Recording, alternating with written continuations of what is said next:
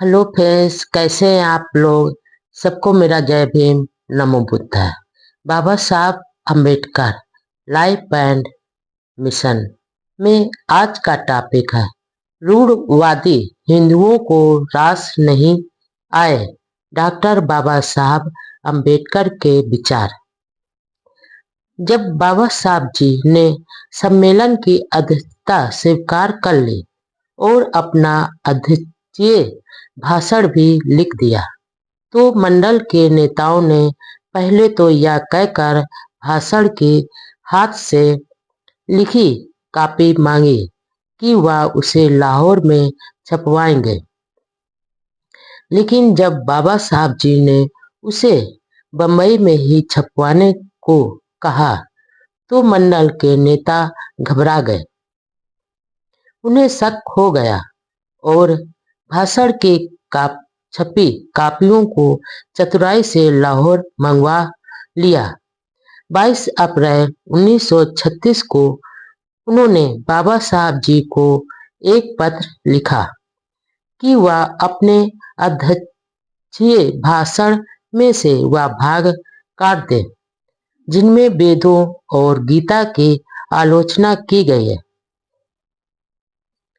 जवाब में बाबा साहब जी ने लिखा कि भाषण में कोई काट छाट करना तो दूर है, वह एक कामा भी हटाने को तैयार नहीं है और वह अपने विचारों के लिए स्वयं जिम्मेदार हैं।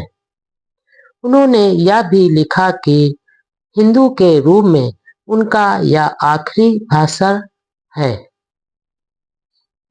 जात पात तोड़क मंडल को बाबा साहब जी का भाषण सहन नहीं हो पाया। वे धार्मिक रूढ़ियों पर प्रहार करने वाले तथा हिंदू धर्म में अछूतों की नरकीय दशा को की सच्चाई बताने वाले भाषण से घबरा गए। हिंदू धर्म के मंच पर ही हिंदू धर्म की कमियों को वे सुनना नहीं चाहते थे। आखिर मंडल ने यह कहकर कि स्वागत समिति अध्यक्ष के विचारों से सहमत नहीं है, सम्मेलन ही रद्द कर दिया। बाद में बाबा साहब का वह भाषण जात का विनाश, एनिहिलेशन ऑफ कास्ट के नाम से पुस्तक के रूप में छापा, जो आज देश दुनिया में खूब चर्चित है। जात का नाश करने वाले मानवतावादियों के लिए यह बहुत महत्वपूर्ण दस्तावेज है। उस किताब के अंग्रेजी संस्करण हाथों हाथ बिक गए और मांग इतनी बढ़ी कि उसका गुजराती, मराठी, पंजाबी, तमिल भाषाओं में भी अनुवाद कर छापा गया। इस घटना से हिंदू धर्म व उसके नेताओं के प्रति बाबा साहब का व्यवहार और अधिक कठोर हो गया। फिर सिख कॉन्फ्रेंस में भाग लेने से हिंदू अधिक चिढ़ गए। साथ में वे घबरा भी रहे थे। गांधी व उनके अनुयायियों में भी खलबली मची हुई थी। गांधी जी ने सेठ बालचंद, हीराचंद और जमनालाल बजाज जैसे करोड़पतियों को डॉक्टर अंबेडकर जी के पास भेजा और उन्हें कई तरह के प्रलोभन दिए। वर्धा में अछूतों ने बाबा साहब का भव्य स्वागत किया। इस पर दोनों सेठों ने कहा कि हम इनके लिए इतना पैसा खर्च करते हैं, लेकिन हमारे साथ ऐसा व्यवहार नहीं करते हैं जिस तरह दिल व उत्साह से ये आपसे मिलते हैं। बाबा साहब ने तुरंत उत्तर दिया, माँ और दाई में जो फर्क है वह मुझ में और आप में है। डॉक्टर अंबेडकर जी हिंदू धर्म के लिए ललकार हैं। गांधी। जात का विनाश नाम से प्रकाशित उस पुस्तक का सार स्वयं बाबा साहब जी ने इस प्रकार बताया। जात पात की व्यवस्था ने हिंदू धर्म को बर्बाद कर दिया। यह फैलना तो दूर पतन की ओर जा रहा है। जब तक जाति वर्ण भेद रहेगा, इसमें शुद्धि आंदोलन चलाना एक मूर्खता होगी। जाति भेद के रहते हुए कोई संगठन नहीं हो सकता, और जब तक संगठित नहीं होंगे तब तक हिंदू दुर्बल और दब्बू ही बने रहेंगे। यदि हिंदू धर्म का वर्ण भेद अच्छा प्रजनन है तो इसने किस प्रकार की नस्ल पैदा की है। शारीरिक रूप से हिंदू ठिगुनों व बौनों की जाति है, जिसका ना कद है ना बल। यह एक ऐसी जाति है जिसका 9वां-10वां भाग सैनिक सेवा के लिए आयोग ठहराया जा चुका है। इससे साबित होता है कि वर्ण व्यवस्था में आधुनिक विज्ञान के सुप्रजनन शास्त्र का कुछ भी आधार नहीं है। भारत में सामाजिक क्रांति क्यों नहीं हुई? इस सवाल के जवाब में बाबा साहब लिखते हैं, हिंदुओं की नीची जातियों को इस वर्ण व्यवस्था ने किसी प्रकार की क्रांति करने के योग्य नहीं रहने दिया। शास्त्र धारण करने का अधिकार नहीं दिया, विद्या का हक नहीं दिया और नीच बना दिया। इस प्रकार वे अपनी मुक्ति का मार्ग ढूंढ ही नहीं पाए, सोच भी नहीं सके। वह यह भी लिखते हैं कि हिंदू जाति भेद को इसलिए नहीं मानते हैं कि वे क्रूर हैं, दिमाग में विकार है, बल्कि उन्हें धर्म अपने प्राणों से भी प्यारा है। इसकी जड़ वे धर्म ग्रंथ हैं जिन्होंने यह भावना पैदा की। इसलिए यदि आप जात भेद को मिटाना चाहते हैं तो आपके लिए वेदों और शास्त्रों को बारूद से उड़ा देना होगा। जो तर्क विज्ञान व नैतिकता को नकारते हैं, उन शास्त्रों व स्मृतियों को तबाह करना होगा। डॉक्टर अंबेडकर जी ने हिंदू धर्म में सुधार के लिए 3 बातों पर जोर दिया। नंबर 1, हिंदू धर्म में केवल एक प्रामाणिक पुस्तक होनी चाहिए जिसे सब हिंदू माने। नंबर 2, डॉक्टर अंबेडकर जी ने हिंदू धर्म में सुधार के लिए 3 बातों पर जोर दिया। नंबर 1, हिंदू धर्म में केवल एक प्रामाणिक पुस्तक होनी चाहिए जिसे सब हिंदू माने। नंबर 2, पुरोहित का पेशा वंश परंपरागत करने की बजाय हर हिंदू व्यक्ति को पुरोहित बनने का अधिकार हो। यह कानून होना चाहिए कि राज्य सरकार की निर्धारित परीक्षा पास हिंदू ही पुरोहित होगा और वही पुरोहिताई करेगा जिसे राज्य सरकार से सनद मिली हुई हो, जैसे वकील को वकालत के लिए जरूरी होता है। नंबर 3, जिसके पास प्रमाण पत्र व सनद नहीं हो उसके लिए पुरोहित का काम करना अपराध ठहराया जाए। डॉक्टर अंबेडकर जी के भाषण पर गांधी जी ने 11 जुलाई 1936 को हरिजन नामक अपने अखबार में लिखा था, डॉक्टर अंबेडकर जी हिंदू धर्म के लिए ललकार हैं। खोने के लिए गुलामी की बेड़ियां, पाने के लिए सारा जहां। बाबा साहब का झुकाव सिख धर्म की ओर था। इसी सिलसिले में वह अमृतसर की सिख कॉन्फ्रेंस में भी शामिल हुए थे, लेकिन अब तक वह किसी नतीजे पर नहीं पहुंचे थे। धर्मांतरण पर वह अपनी महार जाति के लोगों की भी राय जानना चाहते थे कि आगे क्या फैसला करें। इसलिए उन्होंने 31 जुलाई 1936 को दादर बंबई में महार जाति का सम्मेलन बुलाया। इसमें यूरोपीय पादरी स्टेनले जोन्स व भास्कर राव जाधव जैसे नेता भी उपस्थित थे। मंच सिख व मुस्लिम नेता भी बैठे थे। सम्मेलन की अध्यक्षता हैदराबाद के अछूत नेता बी.एस. वेंकट राव ने की। महार के अलावा अन्य जातियों को नहीं बुलाने के संबंध में बाबा साहब जी ने कहा कि इसके लिए वे बुरा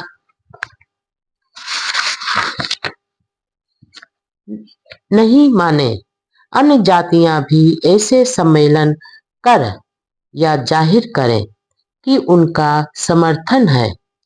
आज भी अनुसूचित जातियों के पढ़े लिखे में आपसी जातीय खींचतान इतनी ज्यादा है, तो उस समय अनपढ़ अछूतों की क्या दशा होगी। इसलिए बाबा साहब जी की दशा कितनी दुविधा में होगी, इसकी मात्र कल्पना ही की जा सकती है।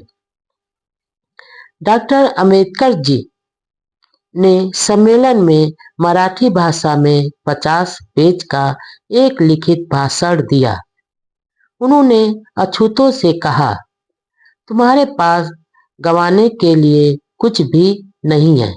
तुम सिर्फ अपनी गुलामी की बेड़ियों को ही गंवाओगे। जहां तक अछूत समाज हिंदू समाज के रहेगा, उसकी प्रगति नहीं होगी। समानता व स्वतंत्रता व स्वाभिमान के लिए इसे छोड़ देना चाहिए।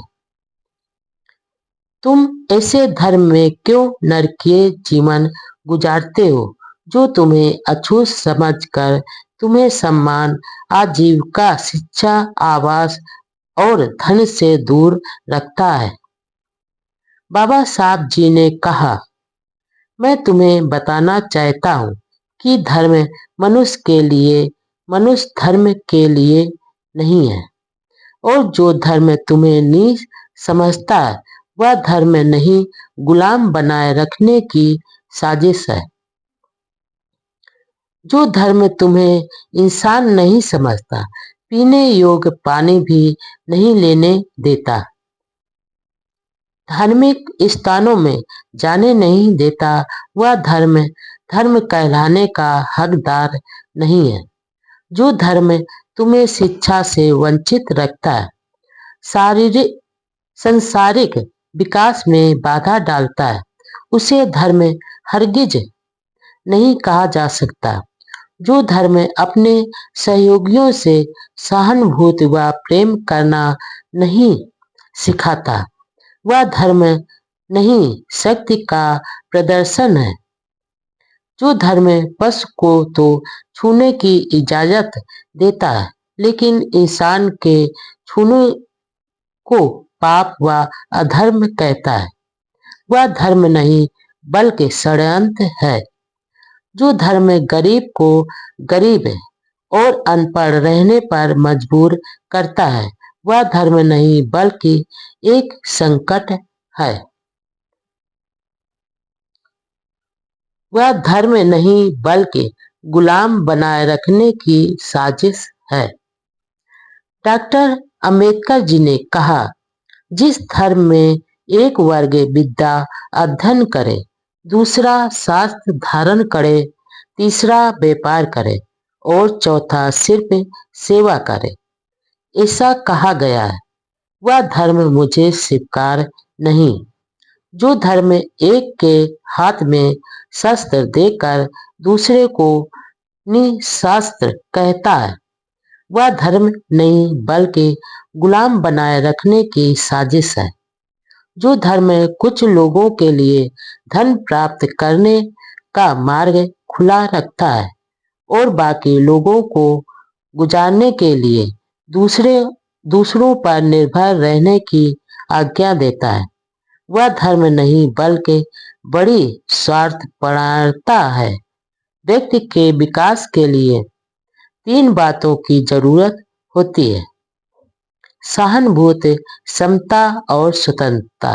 हिंदू धर्म में तुम्हारे लिए इन बातों में से एक भी नहीं है।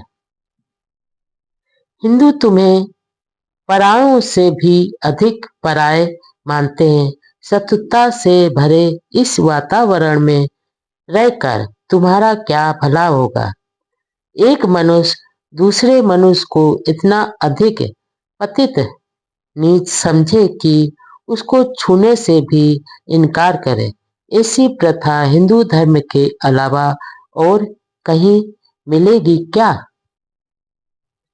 कुछ लोग या तो कहते हैं कि छुआछूत हिंदू धर्म के माथे पर कलंक है, लेकिन हिंदू धर्म कलंकित है ऐसा एक भी हिंदू नहीं मानता।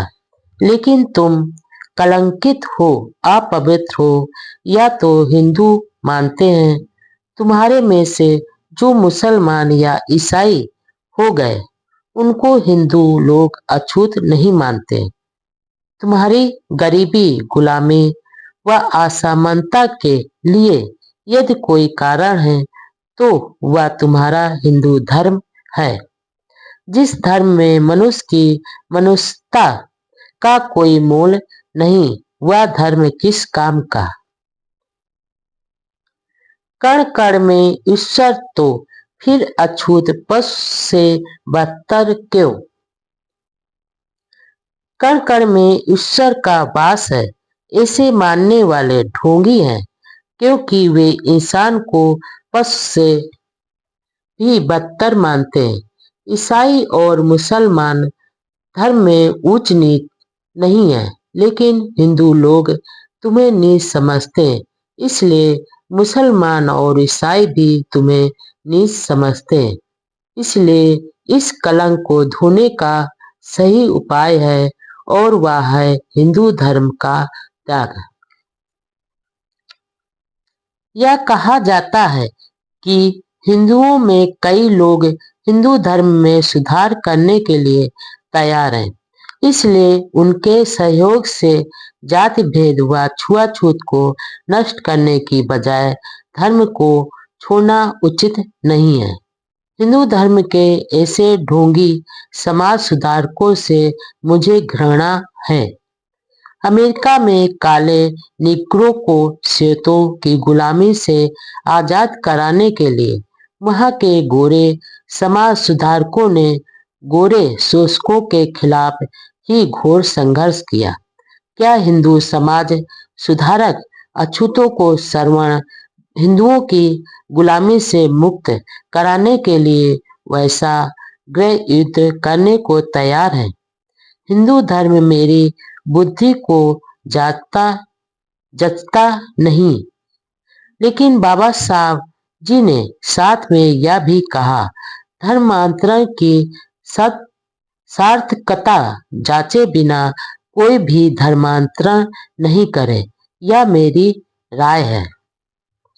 धर्म मनुष्य के लिए है, मनुष्य धर्म के लिए नहीं। बाबा साहब जी ने कहा है, धर्म मनुष्य के लिए है, मनुष्य धर्म के लिए नहीं। इस सम्मेलन में दिया गया भाषण डॉक्टर अंबेडकर जी के ऐतिहासिक महत्व के उत्कृष्ट भाषणों में से एक है। सम्मेलन में धर्मांतरण करने का प्रस्ताव पास हुआ।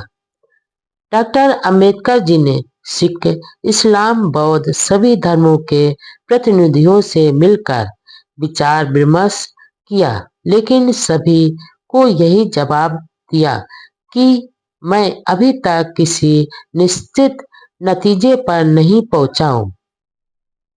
दरअसल वह सभी को आजमा रहे थे। लेकिन बाबा साहब जी की एक बात बहुत ही महत्वपूर्ण थी। वह यह थी कि हालांकि उन्हें हिंदू धर्म और हिंदू समाज से लाख शिकायतें थी, लेकिन वह भारतीय हिंदू समाज के प्रति अपनी मानवीय जिम्मेदारी भी महसूस करते थे। उनमें बदले की भावना कतई नहीं थी। वह इसी समाज व देश में रहकर मानवता की सेवा करना चाहते थे। वह एक स्वाभिमानी सज्जन व मानवतावादी पुरुष थे। उन्होंने कहा, इस्लाम या ईसाई धर्म स्वीकार करने से दलितों की राष्ट्रीयता में अंतर आ जाएगा।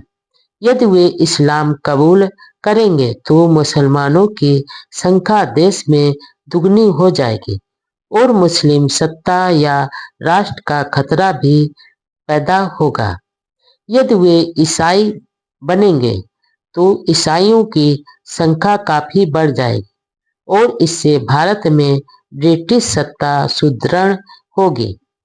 इसके उल्टे यदि वे बौद्ध या सिख धर्म ग्रहण करते हैं तो उनकी राष्ट्रीयता व संस्कृति में कोई अंतर नहीं आएगा और वे देश की राजनीतिक प्रगति में सहायक होंगे।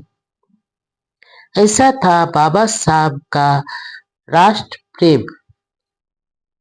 निजाम हैदराबाद की ओर से मुस्लिम नेता डॉक्टर अंबेडकर जी से लगातार संपर्क बनाए हुए थे। उन्होंने 6 करोड़ रुपयों का प्रलोभन भी दिया, लेकिन बाबा साहब जी ने इस पेशकश को ठुकराते हुए कहा, अछूत कोई भेड़ बकरियां नहीं है जिनको मंडी में खरीदा या बेचा जा सकता है। ईसाई मिशनरी भी भाग दौड़ कर रहे थे, लेकिन डॉक्टर अंबेडकर जी ऐसा धर्म चाहते थे जो भारतीय हो और जिसमें जाति वर्ण भेद नहीं हो। इसलिए शुरू में वह सिख धर्म की ओर आकर्षित हुए।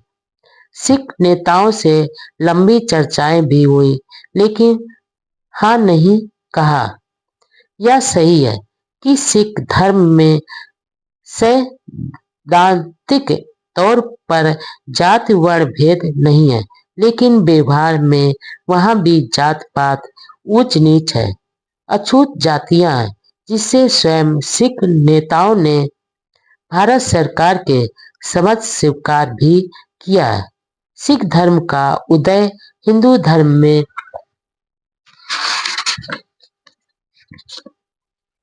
जात पात, ब्राह्मणवाद, ऊंच नीच व अंधविश्वास के खिलाफ विद्रोह के रूप में हुआ था, लेकिन बाद में सिख धर्म खुद इनकी चपेट में आ गया।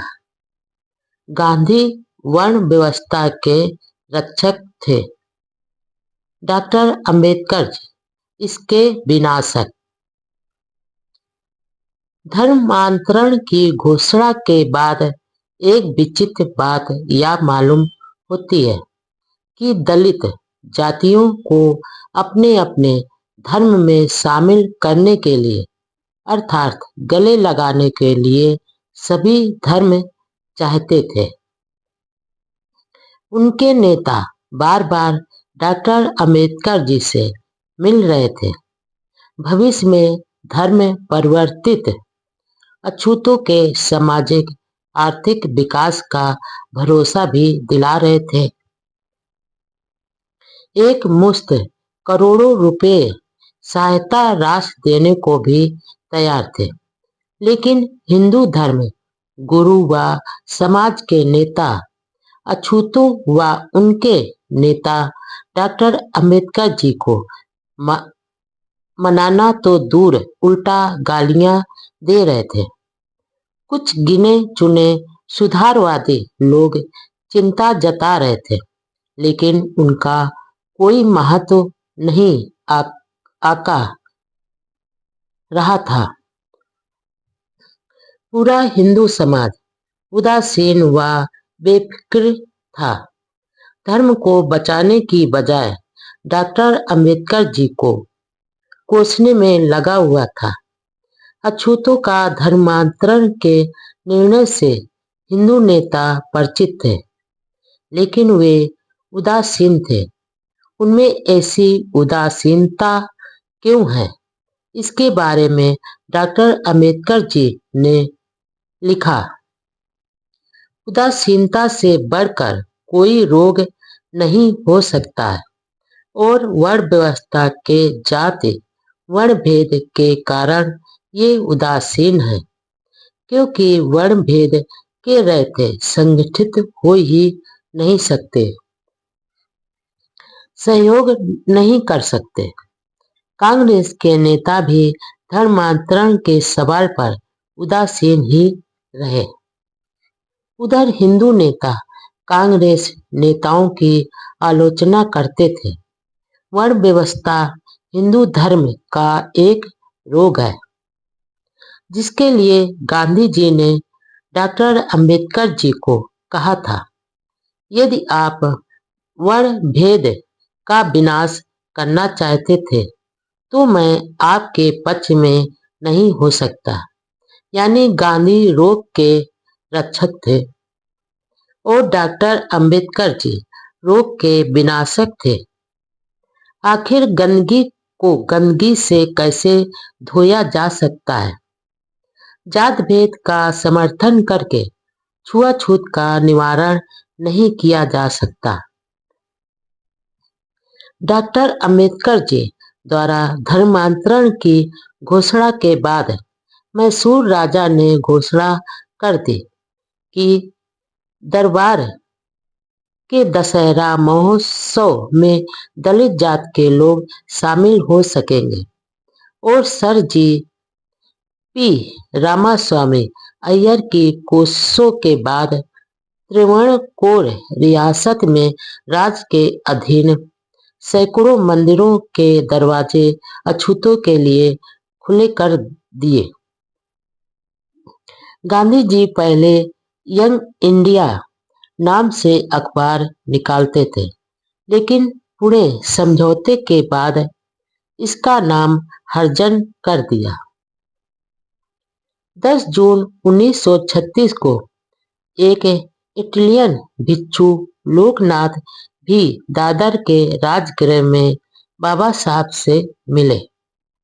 हिंदू महासभा के प्रवक्ता डॉक्टर मुंजे अपने मित्रों के साथ 10 जून 1936 को बंबई में डॉक्टर अंबेडकर जी से मिले और सिख धर्म अपनाने का आग्रह किया। इस दौरान हिंदू महासभा के नेताओं ने डॉक्टर अंबेडकर जी से हमेशा अलग चलने वाले अछूत नेता एम.सी. राजा को भी भड़काया। राजा ने गांधी व मालवीय को पत्र लिखकर सलाह मांगी। उस समय कांग्रेस के नेता गोविंद बल्लभ पंत ने कहा, हरिजनों को दोनों बातों का लाभ नहीं मिलेगा। वे अछूत हिंदू के रूप में विशेष अधिकारों का लाभ लेवें या हिंदू बनकर उनका त्याग करें।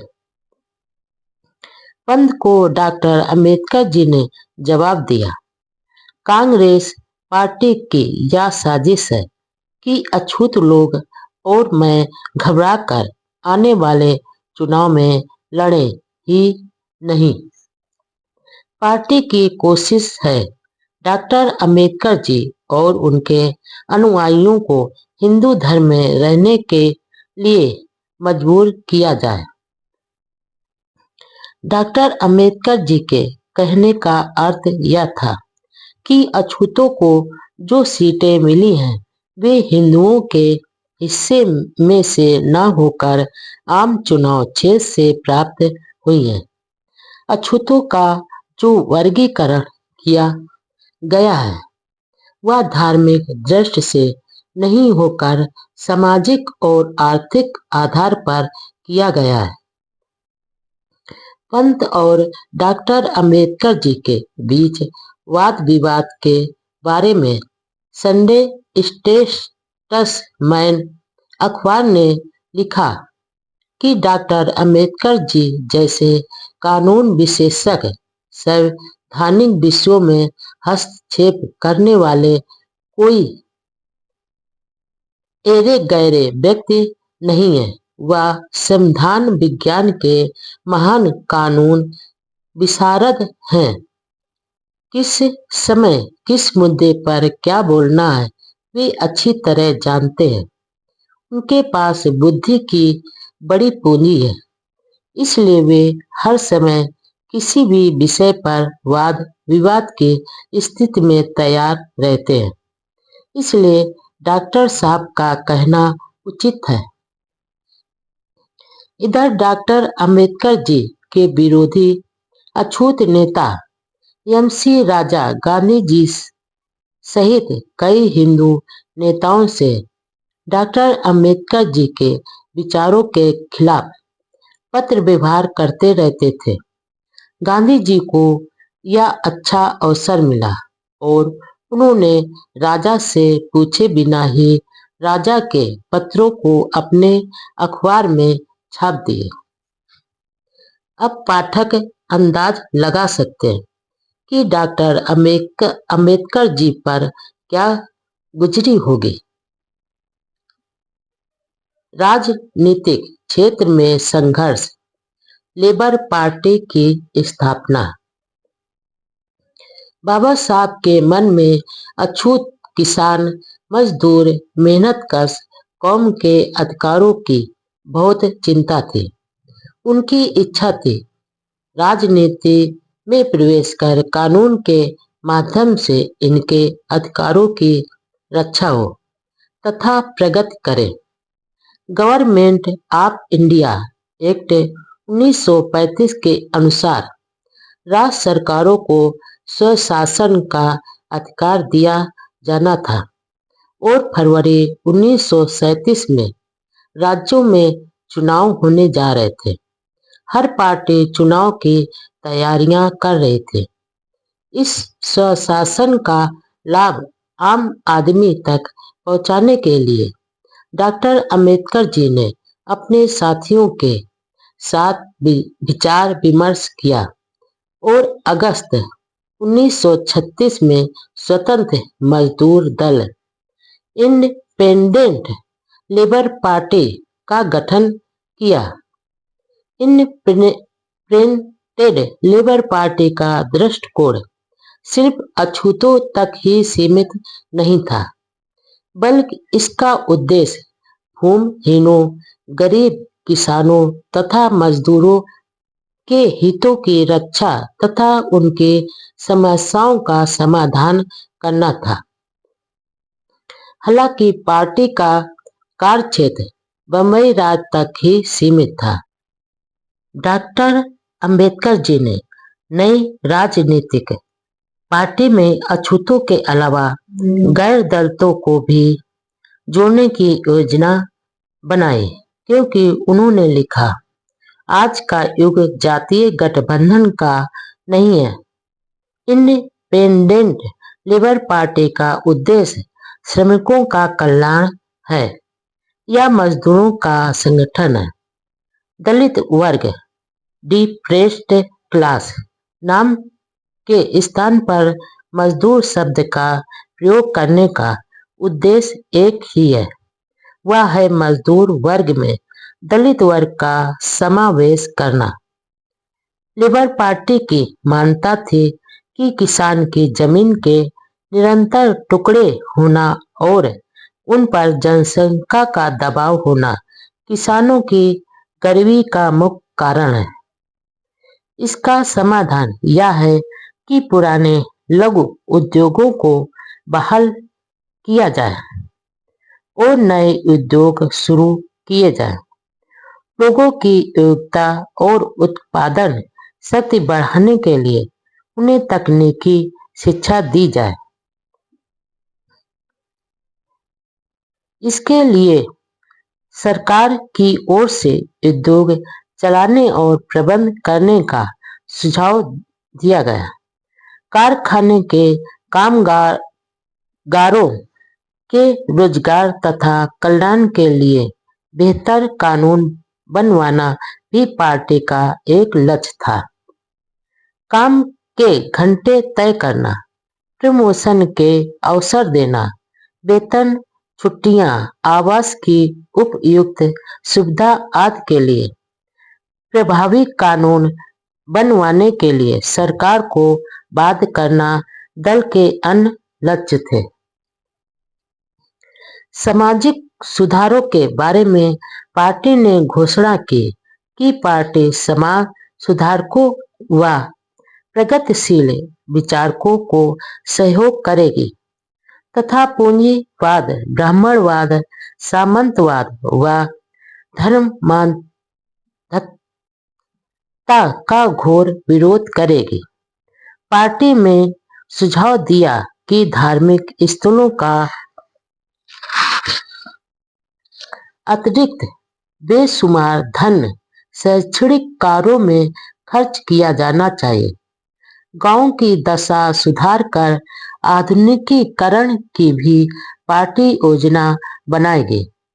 पार्टी में सभी जाति वर्ग के मजदूर किसान सदस्य थे। इसकी शाखाएं मध्य प्रांत व मद्रास में भी खोली गई। बम्बई के मजदूर बाबा साहब का बहुत सम्मान करते थे। बम्बई के मिल मजदूरों की दशा से डॉक्टर अंबेडकर जी की अच्छी तरह परिचित थे। विद्यार्थी जीवन में मिल में काम करने वाले अपने संबंधियों को उनके भोजन के डिब्बे मिल तक पहुंचाने का काम डॉक्टर अंबेडकर जी कर चुके थे। उनको समाज के हर शोषित पीड़ित वर्ग से सहानुभूति थी। विदेश का दौरा और विवाह की अफवाह। कई क्षेत्रों में रात दिन शारीरिक भागदौड़ व मानसिक श्रम के कारण बाबा साहब के स्वास्थ्य पर असर पड़ रहा था। इस कारण 11 नवंबर 1936 को उन्हें स्वास्थ्य लाभ के लिए यूरोप जाना पड़ा। वहां वे वियना, लंदन, जेनुआ व बर्लिन में रहे। बाद में लंदन गए और 14 जनवरी 1937 को वापस भारत आए।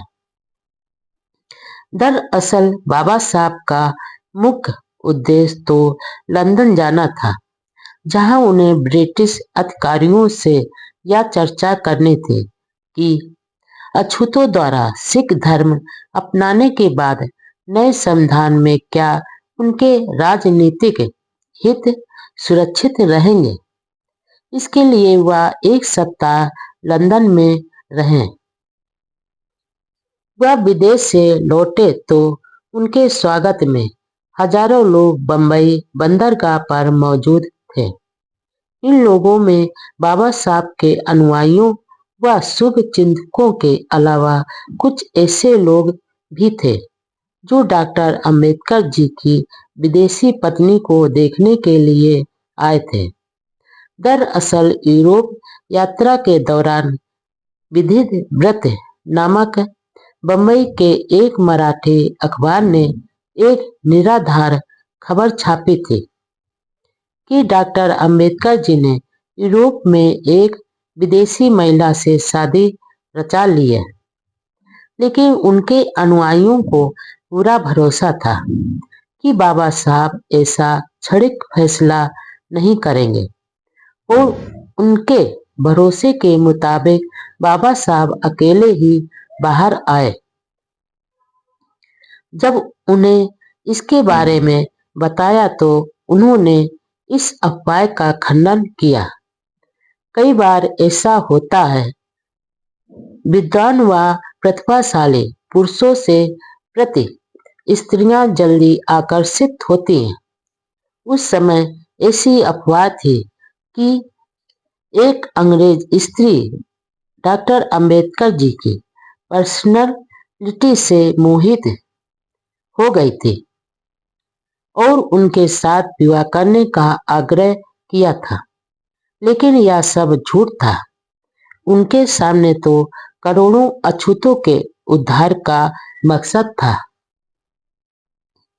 14 जनवरी 1937 को यूरोप यात्रा से लौटने के बाद वह अपनी पार्टी के चुनाव अभियान में लग गए और इसके लिए बंबई प्रांत का दौरा किया। चुनाव में सिर्फ एक महीना बाकी था। उनकी पार्टी का मुकाबला कांग्रेस जैसी मजबूत पार्टी से था, जिसके पास धन व प्रचार तंत्र भरपूर था। बाबा साहब की पार्टी में कई प्रगतिशील हिंदू भी थे।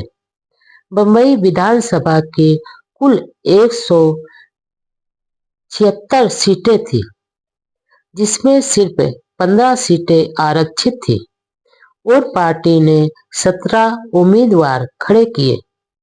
बाबा साहब ने अपने उम्मीदवारों के प्रचार के लिए बंबई प्रांत के सभी जिलों में तूफानी चुनावी दौरे किए। उन्होंने नासिक, अहमदनगर, खानदेश, सोलापुर, सतारा और बेलगाम में सभाएं की। इस दौरान सतारा में अपनी माता की समाधि पर जाकर नम्र आंखों से श्रद्धांजलि दी। वहां डिप्रेस्ड क्लासेज की कॉन्फ्रेंस को संबोधित किया। कांग्रेस पार्टी ने सभी राज्यों में अपने उम्मीदवार खड़े किए थे।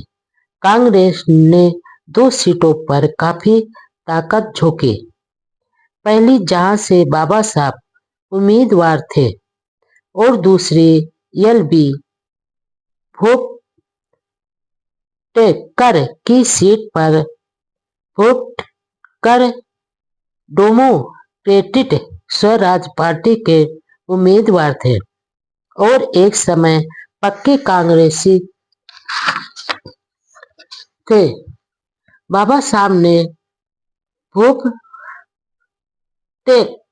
के समर्थन में सभा को संबोधित किया, जबकि कांग्रेस ने भोपटकर का कड़ा विरोध किया। उनका लेबर पार्टी के साथ समझौता हुआ था।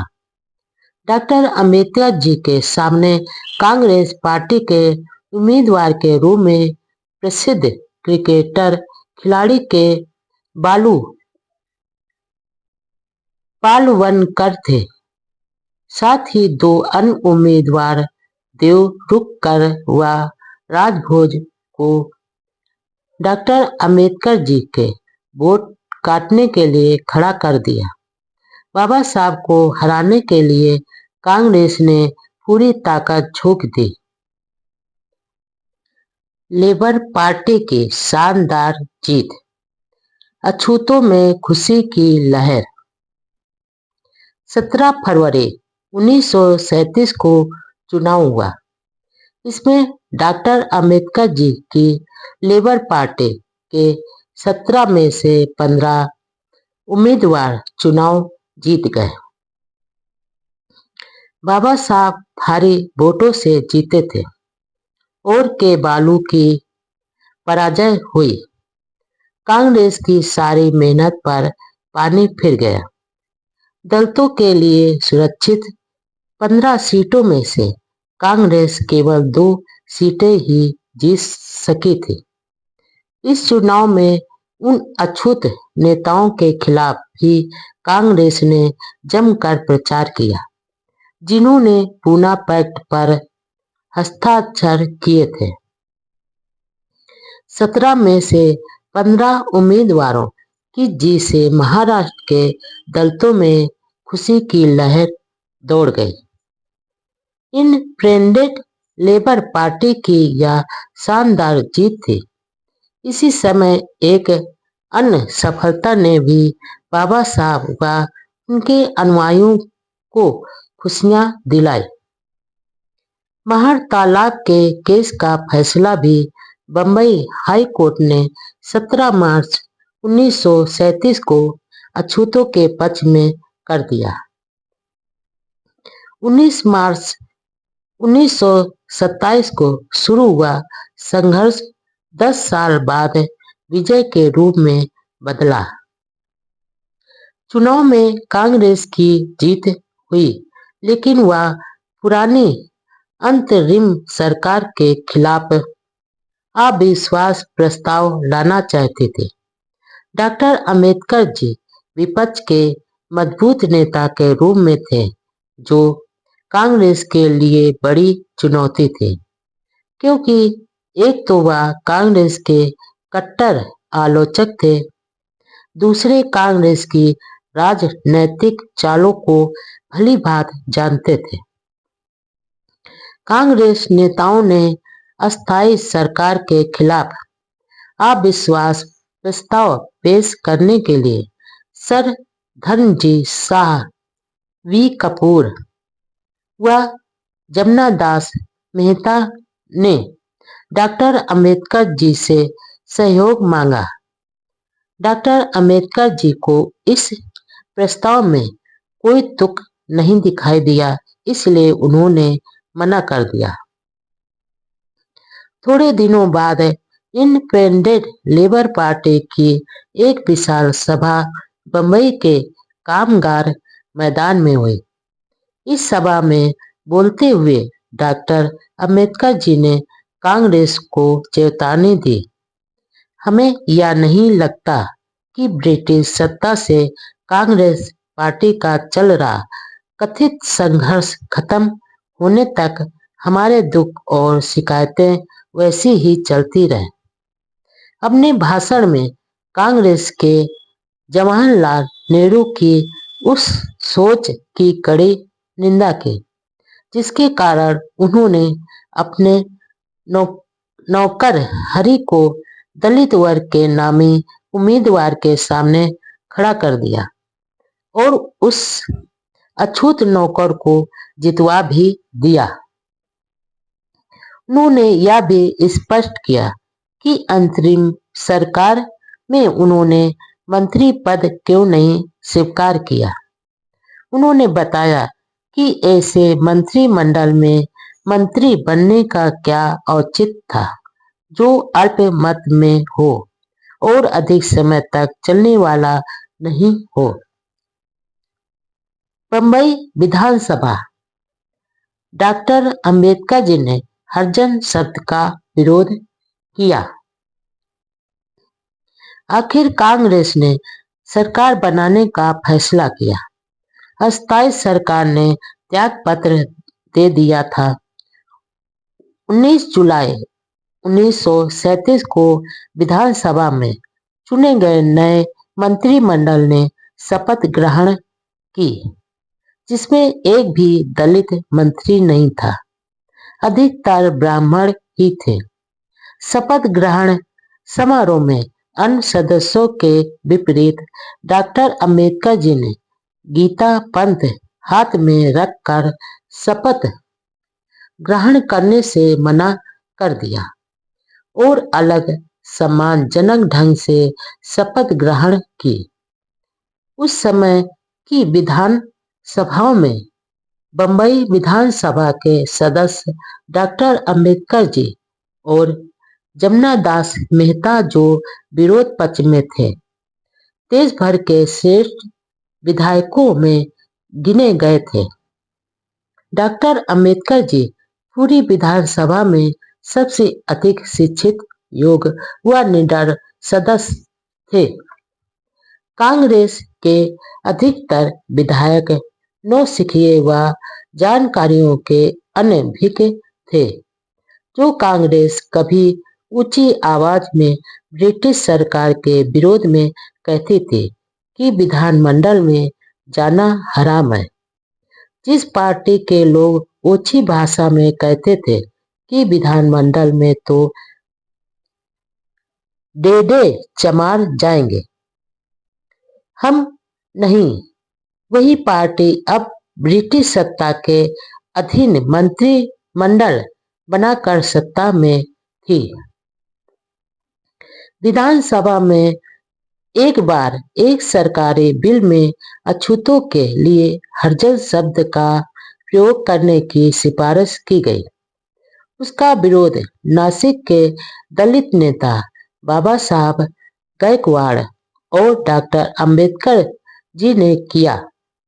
अछूत सदस्यों का बहुमत हरिजन शब्द के खिलाफ होने के बावजूद सवर्ण हिंदुओं के बहुमत के आधार पर हरिजन शब्द उनके मत्थे मढ़ दिया गया। दादा साहब गायकवाड़ का यह तर्क था कि यदि अछूत लोग ईश्वर के जन हैं, तो क्या सवर्ण हिंदू किसी दानव से संबंधित हैं? डॉक्टर अंबेडकर जी ने कहा कि इस समय मैं कोई अच्छा शब्द सुझाने की स्थिति में नहीं हूँ। इस पर मिल बैठकर विचार कर लेंगे। लेकिन उनकी कांग्रेस सरकार ने नहीं सुनी। दरअसल बाबा साहब को हरिजन शब्द में पाखंड की बू आती थी। जब डॉक्टर अंबेडकर जी के निवेदन पर ध्यान नहीं दिया, तो उनकी पार्टी के सदस्यों ने विरोध करने के लिए वॉक आउट किया। इस शब्द के प्रयोग पर प्रतिबंध की मांग बाद में भी बार बार उठती रही। आखिर एक अम्बेडकरवादी कार्यकर्ता व रतनलाल कैन के प्रयासों से केंद्र सरकार के गृह मंत्रालय ने 16 अगस्त 1990 के द्वारा हरिजन व गिरिजन शब्द का सरकारी कामकाज में प्रयोग करने पर रोक लगाई। मजदूरों, किसानों के हित, जमींदारी प्रथा के विरोध में बिल। महाराष्ट्र के गांवों में ज्यादातर महार अछूत लोग सरकारी चौकीदारी का काम करते थे, जिसके बदले में उन्हें वतनी जमीन मिली थी, लेकिन उस पर उनका कोई अधिकार नहीं था। जमीन के छोटे टुकड़े होने से उस पर पैदावार नहीं के बराबर होती थी, जबकि सरकारी चौकीदार के रूप में उनके रात दिन गुलामों की तरह काम लिया जाता था। इसलिए डॉक्टर अंबेडकर जी ने इस वतनी जमीन प्रथा को खत्म कर खेत जोतने वालों का भूमि पर अधिकार हो, इस आशय का बिल विधानसभा में पेश किया।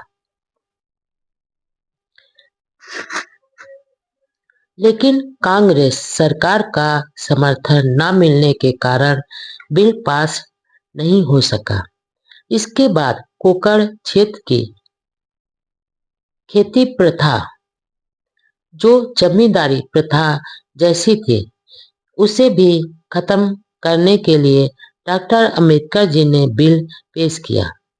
इसके लिए महाराष्ट्र के कई जिलों में संपर्क कर मजदूर किसानों का मोर्चा काउंसिल हॉल पर ही निकाला। लेकिन कांग्रेस यह कतई नहीं चाहती थी कि डॉक्टर अंबेडकर जी का कोई कार्यक्रम सफल हो। हालांकि दोनों बिल मजदूर किसानों के रोजी रोटी से जुड़े थे, लेकिन कांग्रेस नेताओं को इसकी बिल्कुल चिंता नहीं थी। 31 जुलाई 1937 को डॉक्टर अंबेडकर जी एक मुकदमे के सिलसिले के दुलिया गए। 40 गांव स्टेशन पर उनका जोरदार स्वागत किया गया। डॉक्टर अंबेडकर जी कौन है? डॉक्टर अंबेडकर जी हमारे राजा हैं के नारों से आसमान गूंज उठा। ऐसा सम्मान तो उस राजा को भी नहीं मिला होगा जो राज परिवार में पैदा होने के कारण राजा बना हो। बाबा साहब तो ऐसे राजा थे जो गरीबों, शोषितों व मेहनत कशों के दिलों में राज करते थे। रात को दुलिया के विजयानंद थिएटर में डॉक्टर अंबेडकर जी के सम्मान में एक सभा का आयोजन किया गया।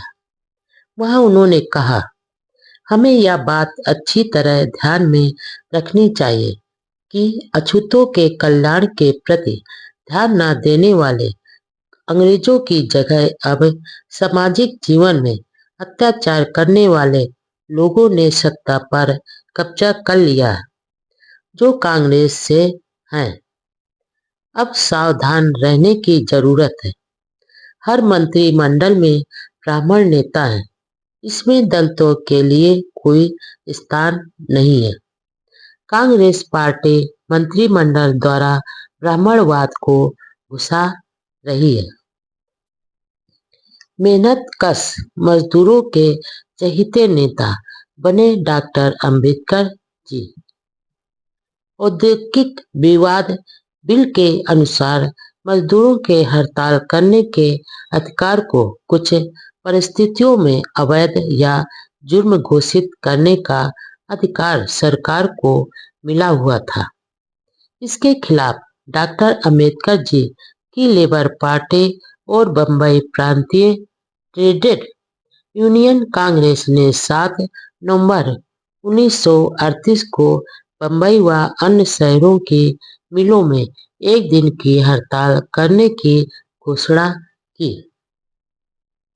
सरकारी विरोध के बावजूद हड़ताल सफल रही। डॉक्टर अंबेडकर जी की लीडरशिप में हुई इस सफल हड़ताल के बाद वे मजदूरों के चहेते नेता बन गए। 7 अगस्त 1937 को लेबर पार्टी की साधारण बैठक नागापाड़ा के नेबरहुड हाउस में हुई।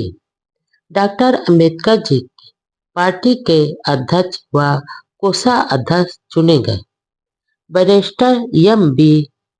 समर्थन को महासचिव, चित्रे व उपसाम को सचिव चुना गया। वह सभा में डॉक्टर अंबेडकर जी ने कहा, यह सच है कि गोलमेज कॉन्फ्रेंस में उन्हें यह मांग पेश करने की नहीं सूझी कि हर मंत्रिमंडल में अछूतों का एक प्रतिनिधि भी जरूर लिया जाना चाहिए। 23 अगस्त 1937 को बंबई विधानसभा के मंत्रियों के वेतन संबंधी बिल पेश किया। इस बिल में मंत्रियों का वेतन 500 रुपये हर महीने, साथ में गाड़ी, मकान, भत्ता आदि प्रस्तावित था। डॉक्टर अंबेडकर जी ने कई आधार पर इसका विरोध किया।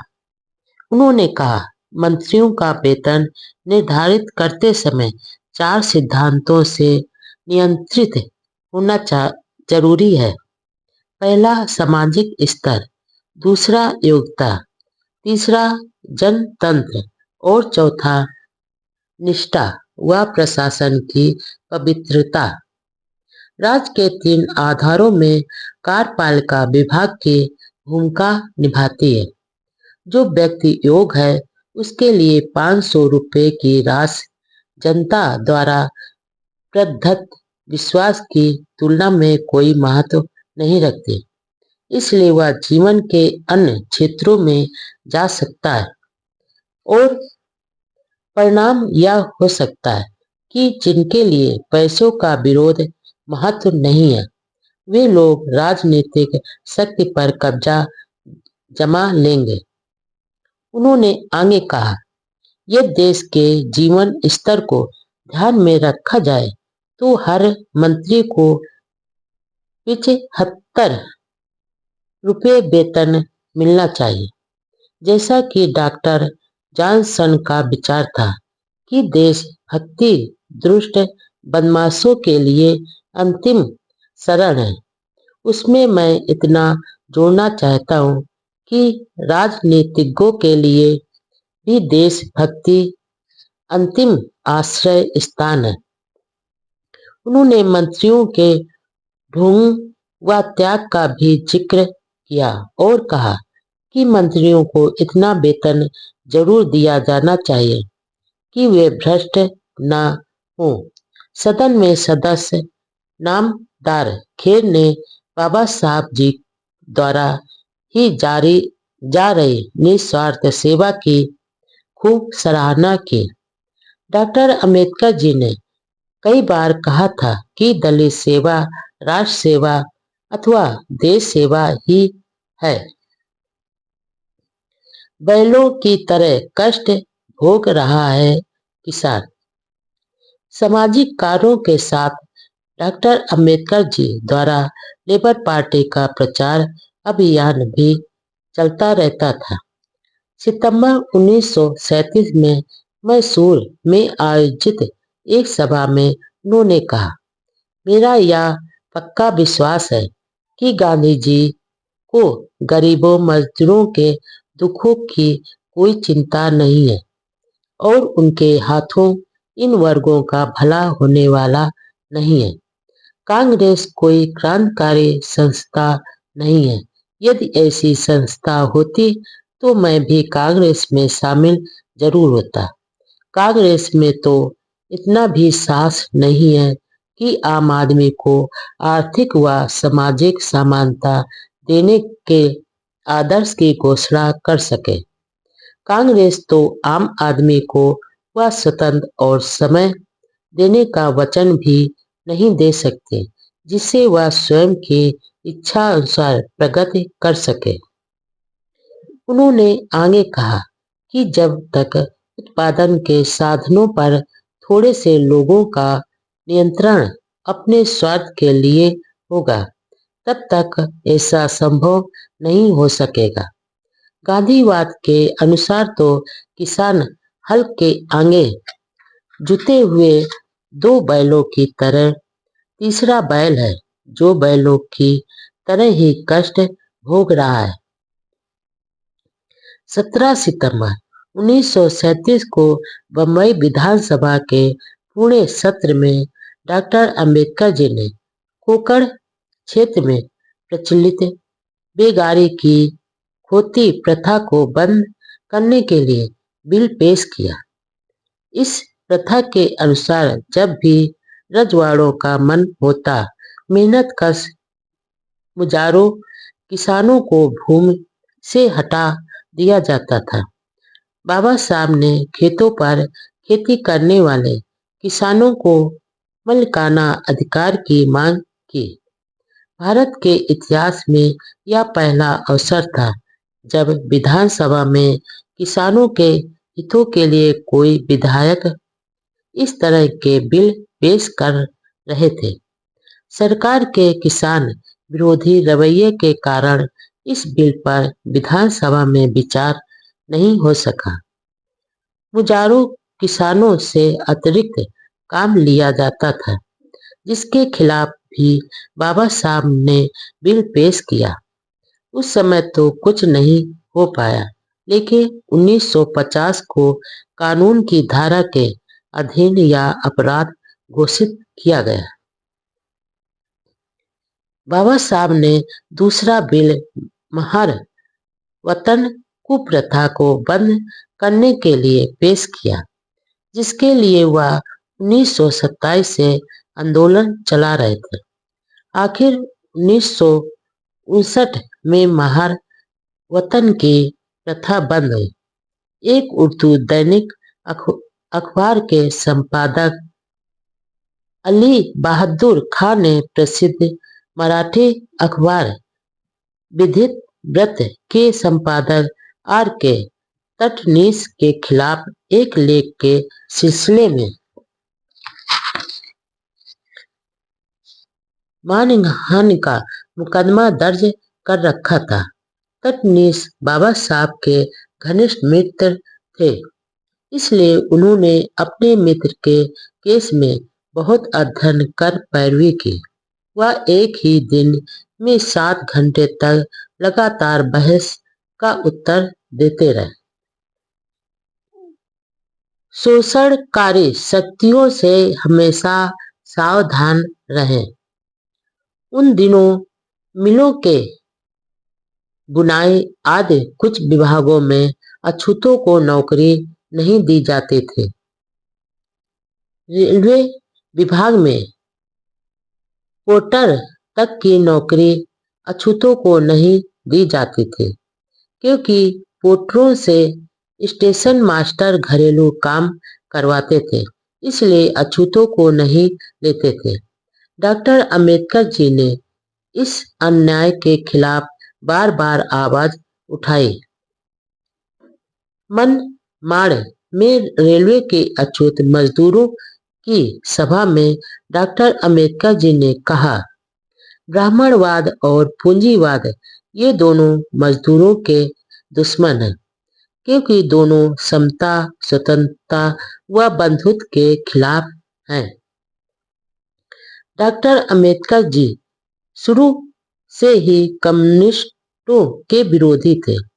उनका साफ कहना था कि कम्युनिस्टों ने अपने राजनीतिक उद्देश्यों के लिए मजदूरों का शोषण किया है।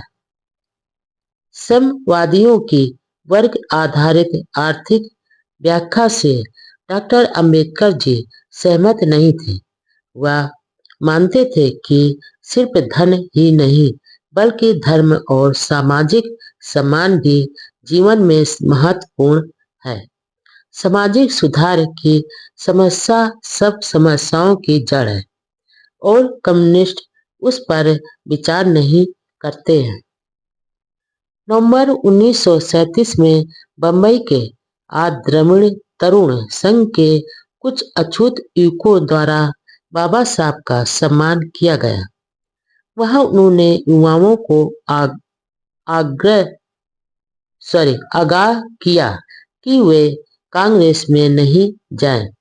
यदि वे वहां गए तो अछूतों की आवाज उठाने वाला कोई नहीं रहेगा। इसी महीने में लेबर पार्टी के नासिक के समर्पित नेता भाऊराव गायकवाड़ का बंबई में सम्मान समारोह आयोजित किया गया। भाऊराव ने बाबा साहब के नेतृत्व में अछूतों के सामाजिक, राजनैतिक व धार्मिक अधिकारों के लिए हर जगह संघर्ष किया। डॉक्टर अंबेडकर जी ने उनकी सेवाओं के लिए बहुत प्रशंसा की। बाबा साहब बहुत कम लोगों की ऐसी तारीफ करते थे। 1 जनवरी 1938 को सोलापुर जिले के दलित समाज के एक सम्मेलन में शामिल हुए। यह सम्मेलन वहां के प्रसिद्ध हिंदू तीर्थ पंढरपुर में आयोजित किया गया। पंढरपुर जाते समय रास्ते में कुर्दवाड़ी स्टेशन पर उनका स्वागत किया गया। वहां से एक खास मोटर में से वे पंढरपुर पहुंचे। रास्ते में करकेव गांव में संत समाज की सभा में भाषण में कहा कि कांग्रेस से हमेशा सावधान रहो, क्योंकि हमारा शोषण, छल और खून चूसने वाले लोगों के साथ कांग्रेस ने समझौता किया है।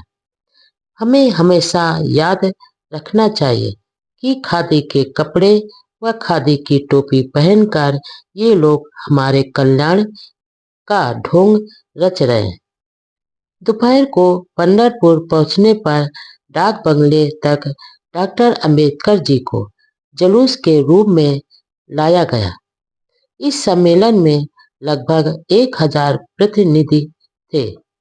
अपने भाषण में डॉक्टर अंबेडकर जी ने कहा कि इस समय 3 सवाल हमारे सामने हैं। पहला, क्या उनको कभी हिंदू समाज में बराबरी का दर्जा मिल सकेगा?